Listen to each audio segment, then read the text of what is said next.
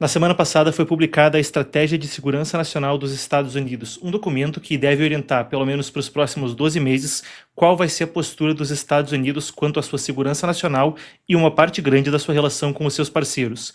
Ontem a gente fez a análise disso num painel com Paulo Henrique Araújo e Ernesto Araújo, aqui no Epoch News. Entretanto, tem mais se desdobrando a partir dali, porque o rebuliço na Europa foi generalizado e líderes europeus respondem ao que eles dizem parecer ser uma mudança estrutural na relação entre os Estados Unidos e o velho continente. A coisa ganhou um novo capítulo hoje quando o presidente americano Donald Trump deu uma entrevista para o portal Political, explicando. A revista Political, que tem o portal Political, tem também um e-mail, um newsletter chamado The Political Playbook, que é talvez o mais lido nos altos círculos da política americana. Alguns criticam por um viés democrata, mas seja como for, pauta muito do que acontece por ali.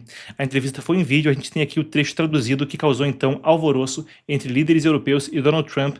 Vamos conferir. Well, Europe is a different place. What do you mean And by if that? it keeps going the way it's going, Europe will not be, in my opinion, many of those countries will not be viable countries any longer. Their immigration policy is a disaster. When you say these things, do you intend to send kind of a message of tough love to our allies to push them to make reforms? Or do you think that many of them are just weak and you don't really want to be allies with them? I think they're weak, but I also think that they want to be so politically correct. I think they don't know what to do. Europe doesn't know what to do. They don't know what to do on trade either. I mean, I look at a lot of the trade, situation that's going on over there. It's a little bit dangerous, but Europe, they want to be politically correct, and it makes them weak. That's what makes them weak. Eles querem ser politicamente corretos e isso é o que os torna fracos. Essas foram então as palavras do presidente americano na entrevista publicada hoje pela manhã. A gente já vai passar pela repercussão dos líderes europeus, mas para entender o contexto completo, essa já era uma crítica que não ficou só na retórica e foi parte da Estratégia de Segurança Nacional do governo americano. Como eu falava, um documento publicado anualmente que pauta muito de como o governo americano se comporta. Ontem a gente cobria como isso estava diretamente relacionado à América Latina, mas muito foi dito também a respeito da Europa.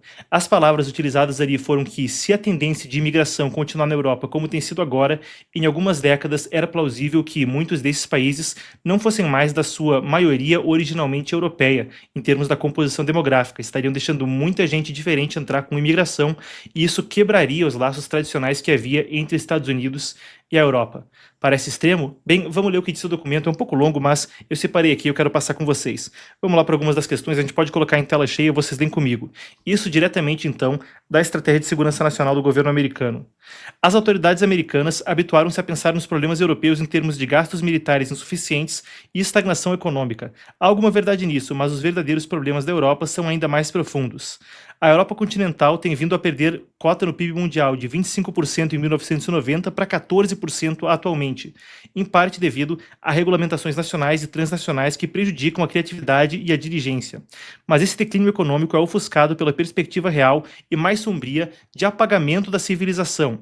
As questões mais amplas que a Europa enfrenta incluem as atividades da União Europeia e de outros órgãos transnacionais que prejudicam a liberdade política e a soberania, políticas migratórias que estão transformando o continente e criando conflitos, censura à liberdade de expressão e repressão à oposição política, queda vertiginosa nas taxas de natalidade e perda das identidades nacionais e da autoconfiança. Tá, então, segue. Se as tendências atuais continuarem, o continente estará irreconhecível em 20 anos ou menos. Assim sendo, está longe de ser óbvio se certos países europeus terão economias e forças armadas suficientemente fortes para continuarem a ser aliados fiáveis. Muitas dessas nações estão atualmente a redobrar os seus esforços no caminho que seguem. Queremos que a Europa continue a ser europeia, que recupere sua autoconfiança civilizacional e que abandone o seu foco falhado na sufocação regulamentar. E aí depois tem um espaço, mas mais tarde no documento se diz essa frase que está embaixo. Nosso objetivo deve ser ajudar a Europa a corrigir sua trajetória atual. Precisaremos de uma Europa forte para nos ajudar a competir com sucesso e trabalhar em conjunto conosco para impedir que qualquer adversário domine a Europa. A coisa foi rebatida por alguns líderes europeus em tom mais brando, por outros em tom mais forte. Vamos primeiro para a questão institucional. A Paula Pinho, e algumas dessas perguntas foram declarações espontâneas em entrevistas, outras a Political, que publicou originalmente a entrevista, foi atrás para perguntar, tá? Essa é a Paula Pinho, que é a porta-voz, então, da Comissão Europeia. que disse: estamos muito satisfeitos e gratos por ter excelentes líderes, começando com o líder nessa casa, ou a líder, melhor dizendo, a presidente da Comissão Europeia, Ursula von der Leyen, de quem estamos realmente orgulhosos. Depois, o presidente do Conselho Europeu, Antônio Costa, disse que a Europa e os Estados Unidos devem agir como aliados e instou então Trump a mostrar, aspas, respeito. Aí as declarações mais fortes, talvez. Friedrich Merz, o chanceler alemão, disse: parte disso é compreensível, parte disso é compreensível e parte disso é inaceitável para nós do ponto de vista europeu. Ele falou isso numa visita que estava fazendo numa parte do estado que fica mais oeste da Alemanha, de Rheinland-Pfalz, então parte ali da chamada Renânia, perto da fronteira com a França. Ele disse: não vejo necessidade de os americanos agora quererem salvar a democracia na Europa. Se fosse necessário salvá-la, nós administraríamos isso por conta própria.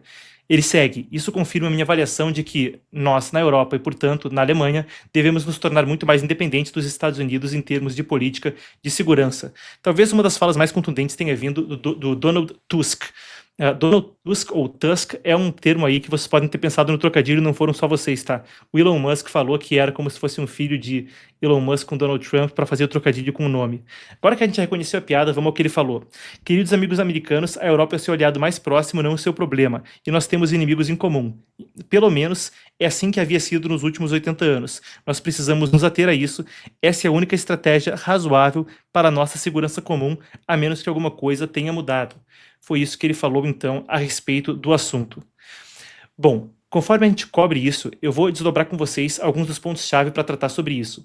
Vale a pena acrescentar que, no início do governo, logo lá atrás, na largada do governo americano, J.D. Vance, o vice-presidente, esteve na Europa, isso foi em fevereiro desse ano, na Conferência de Segurança de Munique, onde ele falava o que agora se tornou política na estratégia de segurança nacional, uma mudança de paradigma.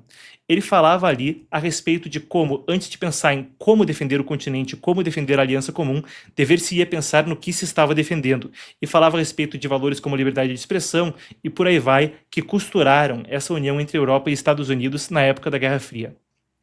Claro, naquela época estavam diante da ameaça da tirania da União Soviética ali ao lado. E a metáfora, o paralelo com a Rússia atual, é uma coisa que gera polêmica em termos de atualizar isso aí, e claro, como a China desempenha um papel nisso. Seja como for, o documento citava, para a gente entender melhor até o que o Merz disse sobre a questão de democracia, falava também a respeito da ascensão de uma nova direita na Europa como um passo bem-vindo pelos Estados Unidos. Agora, quando a gente vê o passo a passo do que aconteceu nesse governo Trump, o jogo da Europa tem sido o de pedir equilíbrio e, em muitas pautas-chave, foi cedendo consecutivamente ao governo Trump. Eu pedi para nossa apuração trazer aqui as matérias a seguir, que vocês vão ver uma a uma ao meu lado. Daniel, por favor, vai passando comigo enquanto eu vou falando. Então, primeiro a gente tem essa daqui. OTAN. O debate a respeito de chegar a 5% do PIB investido na defesa. Lembrando, até durante a campanha, uma declaração que pegou muito mal do Trump foi de que ele falou que se os países não pagassem o que deviam para a OTAN, ele encorajaria então a Rússia a fazer, aspas, que diabos quisesse com eles. Isso resultou, mais ou menos um ano depois da declaração dele, com ele já na presidência, em junho, a uma disparada no investimento dos países da OTAN de 2% para 5% do PIB para a defesa. Depois, a gente tem um acordo comercial com a Europa. Podemos passar, tá aí então. Isso é a folha da Casa Branca, a fact sheet, como eles chamam, um documento com os pontos-chave que eles distribuem para o público e para a imprensa, falando a respeito do acordo com a União Europeia. Vamos lembrar, ali Trump queria cortar a dependência da União Europeia de energia da Rússia e queria também garantir que os Estados Unidos, nas palavras dele, não tivessem sendo extorquidos, não tivessem sendo taken advantage of, não tivessem tirando vantagem dos Estados Unidos, foram as palavras que ele usou. Aí, além de 750 bi num compromisso de comprar energia nesse valor dos Estados Unidos, foram 600 bilhões então de dólares em investimento no acordo comercial. Uma coisa que na época foi revisada por uma série de analistas como um acordo onde Trump conseguiu o que queria. Depois a gente tem uma talvez mais importante, e por favor pessoal, guardem ela na memória porque no próximo bloco a gente vai tratar de China e vai ser importante ter isso em mente. Macron está voltando agora da China, passou 3 dias em Pequim e voltou com a seguinte conversa, por coincidência essa matéria também da revista Political, eles têm uma edição excelente na Europa, e trouxe à tona o seguinte: a indústria europeia está diante de uma ameaça de vida ou morte. É o que diz Macron e diz que a China precisa ajudar. Ele conversava a respeito até da possibilidade de impor tarifas na China, porque produtos chineses baratos subsidiados estariam inundando os mercados europeus. É mais um ponto onde, se Trump gostaria de uma China mais isolada e de uma diversificação, uma alteração nas cadeias fabris, nas cadeias de produção globais, parece estar conseguindo o que quer. com cara de que seria mais uma nessa sequência. Aí são 3 dos pontos nos quais a gente viu recentemente essa questão europeia se desdobrando com os Estados Unidos. Entretanto, eu passo para mais essa. Isso é uma matéria do Wall Street Journal de agosto, quando teve um pico nessas pesquisas, mas a tendência parece ter continuado desde então. Partidos populistas de direita na Europa lideram as pesquisas nas maiores economias do continente. Isso é uma questão na qual, quando a gente passa por aí, e novamente, a estratégia de segurança nacional, que é palco desse debate, desse atrito com a Europa, também falava diretamente a respeito deles. É uma situação na qual é de se esperar que haja mais concessões nesse alinhamento. Bem, um dos fatores aí pode ser como a coisa se desdobra nos próximos anos. Essa matéria do Wall Street Journal pontua uma ascensão de candidatos aliados a Trump. Por exemplo, na França, onde a reunião nacional, a Le Pen agora está complicada na justiça, mas ainda assim o partido é uma das grandes forças que vem à tona para a eleição de 2027 na França. Depois, Alemanha, o AfD, Alternativa para a Alemanha, Alternative for Deutschland, é um dos partidos que tem disparado para ser, às vezes, a primeira força, às vezes a segunda força nas pesquisas no país. A gente pode falar de Itália ainda e principalmente de Reino Unido, onde Nigel Farage, se as coisas continuarem como estão, teria a possibilidade de se eleger como um outsider, estando fora aí dos conservadores ou do Labour, do Partido Trabalhista do Reino Unido. Primeira vez que uma coisa assim aconteceria em muito tempo e um candidato ainda mais à direita do que Boris Johnson era lá atrás, na época do Brexit.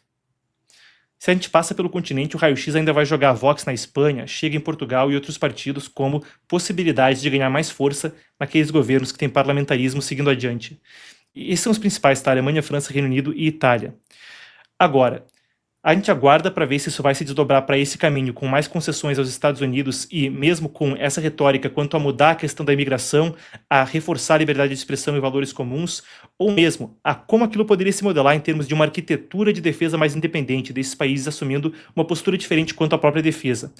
Vale aí a gente fazer também a retrospectiva para pontuar isso aí, que o apoio de Trump é normalmente uma questão que tem efeitos variados, por vezes ajuda, por vezes não, para algum candidato. No Canadá, por exemplo, as falas dele tiveram um efeito adverso para o conservador local.